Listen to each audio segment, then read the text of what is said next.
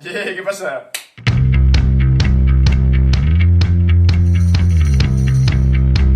Avui vinc a parlar-vos del romànic. Té 3 parts i en cadascuna mos posarem en context i veurem quines cosetes mos esperen. A la faena. Primer que tot, hem de saber on i quan estem. Estem en l'Europa del segle X al segle XIII i és l'època de les croades. Anar a buscar brega en enemics per a cristianitzar-los a guantaes. En el fons, anaven a buscar terres per a viure o a per botí, però gastaven la religió com a excusa i de passo et feien un poquet de catecismo. Qui va queixar-se d'això? Estem en una època on la religió i concretament l'Església Catòlica manaven del cotarro. Fijeu-se si el manejava que estava la Inquisició, que si no li fes cas a l'Església, t'enviava a fer la mà.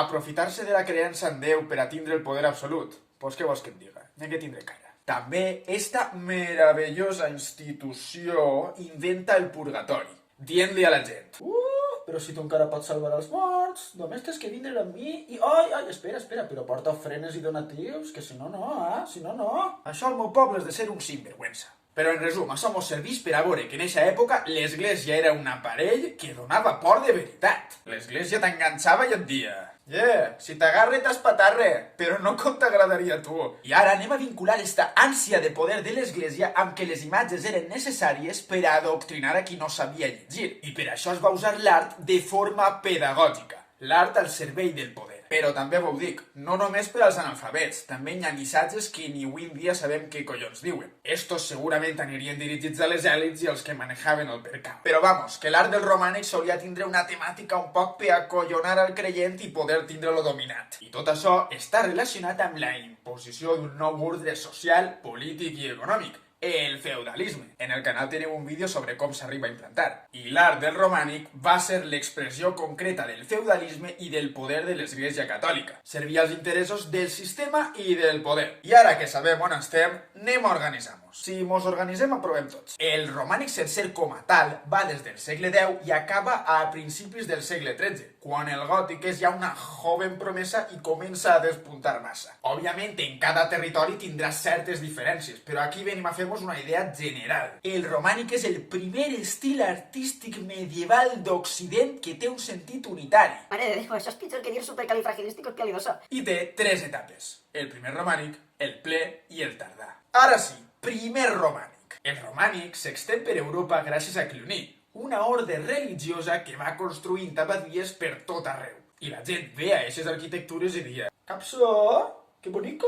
I això que ve ara és curiós, perquè a part del rei de França, el primer gran mecenes de Cluny, una abadia francesa, va ser Alfons VI de Castella, que et preguntaràs tu: i què pinta ahí eixe home? Pues igual que ara pots ser accionista del Múrcia, antes podies ser mecenes de lo que et donara la gana mentre tingueres i posares panoja. I això ho va fer per a que Cluny construïra abadies en el regne de Castella i així a poder cristianitzar als territoris que havien sigut conquerits pels musulmans en un passat. Els monjos de Cluny tenien la regla benedictina: ora et labora, resa i treballa, bàsicament per a que tinguin el cap ocupat les 24 hores i no puguen qüestionar-se les intencions de l'Església Catòlica. Cluny només obeïa al papa. Eren el seu braç executor, com el ganxo de Toy Story. I així ell i l'Església tenien el control de les zones per on s'havia expandit. El primer romànic va néixer en diverses parts d'Europa al mateix temps, perquè l'imperi carolingi dominava aquests territoris i al caure, els otònides van fer evolucionar aquest art fins lo que seria el romànic. El primer romànic feia construccions baratetes i no molt complicades de fer, a excepció d'Alemanya.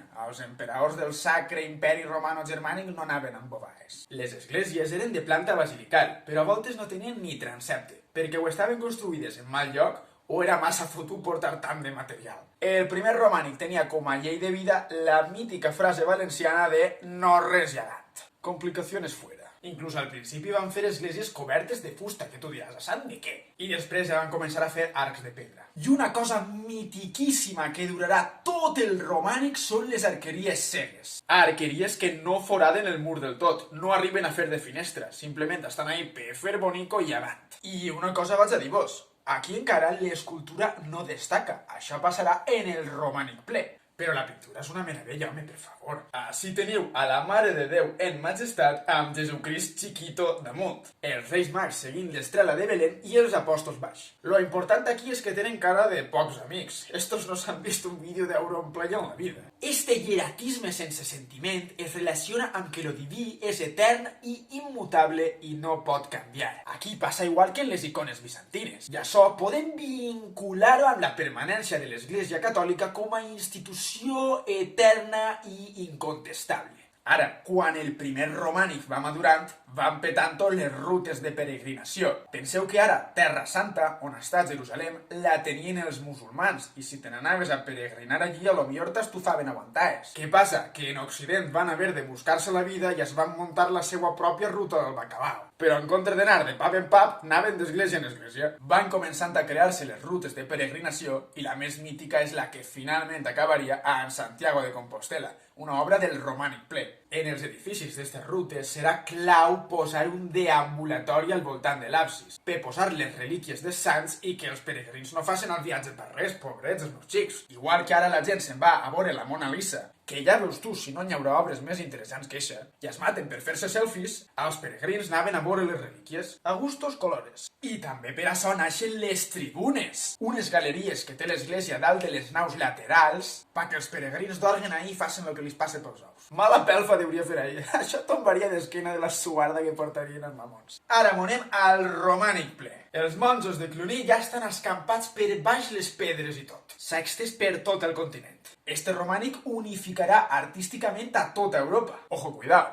I alerta perquè en les catedrals havia sarcòfags tardoromans en escultura i els monjos se'ls miraven i diuen: caram, i per què no fem això nosaltres? I en este període guanya protagonisme l'escultura monumental, encara que sempre subordinà a l'arquitectura. Formaven un conjunt, i l'escultura servia, com la pintura, per a adoctrinar els analfabets i enviar missatges, lo que ja havíem avançat al principi.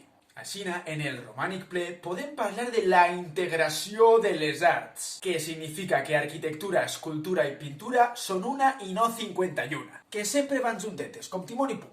Ara, les tribunes comencen a desenvolupar-se de locos, perquè cada volta n'hi ha més peregrins. Això és com Willy Rex, que un dia tenia 5.000 subscriptors i a l'altre 15 milions. I una coseta important, en el romànic ple, els normands, descendents dels vikings, faran esglésies amb l'arc apuntat, perquè vegeu que això no és només del gòtic. Inclús els musulmans ja el gastaven de fer a temps. Si és que, com dic jo sempre, ja està tot inventat. Els normands també gastaven la volta de creueria i van introduir el trifori, una galeria que anava damunt de la tribuna, però esta no era per peregrins, era per a que entrara la llum matisar i no entrara directament des del claristori, que són finestres. I en escultura havia de posar esta obra mestra del romànic ple, el pòrtic de la glòria de Santiago de Compostela, que el va fer el mestre Mateu. Així teniu el Tetramorfos, els 4 evangelistes, cadascú amb el símbol del seu evangeli. Sant Mateu representa la vida de Crist com a home. Sant Marc, el lleó, la voluntat i la majestat de Crist. Sant Lluc, el bou, simbolitza el sentiment i el sacrifici de Crist. I Sant Joan, l'àguila, el seu pensament i les seues idees. I estos 4 samarros estan al voltant del Pantocràtor, Jesucrist, que està al centre. Lo habitual és mostrar-lo en la mà dreta beneint i en l'esquerra les Sagrades Escriptures, preparat per al judici final. Però Jesús aquí no està de mala llet ni està cabrejat amb ningú, simplement està mostrant els estigmes de la mà, les marques dels claus de la creu. I està dient: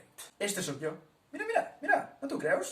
No vaig a dir res. Té al costat àngels en els instruments de la passió, la llança, la creu, els claus. S'està enviant un missatge de: això no ha eixit de res, però no patiu que faré justícia, que per algo soc Jesucrist. Això faltava, saps? Ja apareixia en l'altar de Santa Maria de la capella palatina de Carlemany, amb Crist enmig, el Tetramorfos i escenes de la seva passió. Alerta en això, que ja han passat uns segles i seguim igual. Hi ha missatges que es mantenen sempre immutables perquè és el que li interessa al poder, que vol mantindre's immutable també. En les jambes de l'esquerra estan els profetes de l'Antic Testament i en les de la dreta, apòstols del Nou Testament. I ara tenim els ancians de l'Apocalipsi en un semicercle que arranca de les parts de l'Antic i del Nou Testament. Estan tots els ancians afinant un instrument, però els dos de dalt de tot en el centre estan compartint-lo. Això simbolitza la unió de l'Antic i del Nou Testament amb Crist com a unificador. I per acabar, el tardoromànic o romànic tardà. a gusto del consumidor. Este últim romànic coincideix amb l'auge del gòtic. Cluny perd potència i en guanya el Cister, que serà l'orde religiosa que extendrà el gòtic per tota Europa. I el tardoromànic, òbviament, es mesclarà amb este nou estil emergent. Vamos, que en el primer romànic no volien complicacions i aquí van a fer-se la vida impossible. Absis poligonals. Les torres, en comptes de ser quadrades, ara són octogonals o redones. Comencen a usar-se els arcs apuntats per tot arreu, ja no només en territori normand. En fi, un major dinamisme en tot, com si es barroquitzara el romànic. Això sí, el tardoromànic tindrà més protagonisme en Alemanya i Anglaterra, perquè en França està el gòtic mamadíssim i no n'hi ha qui l'amarre. Damunt, el Cister començarà a expandre el gòtic per Europa i com no tragues una vacuna o algo, ja no et desfas d'ell ni pagar-lo. I ja ho tenim per mi. Si t'ha agradat, t'agradaria moltíssim que el compartires. Segueix-me en les xarxes del canal per a no perdre cap novetat. Subscriu-te al canal i activa la campaneta, que si no YouTube no t'avisa de que pugi el vídeo. Vídeo setmanal quan puga a les 8, subtitulats al castellà, perquè aquí no excloem a ningú. I recordeu que el coneixement no fa nosa i aquí estem per ampliar-lo i compartir-lo tot el que puguem. Molt bé.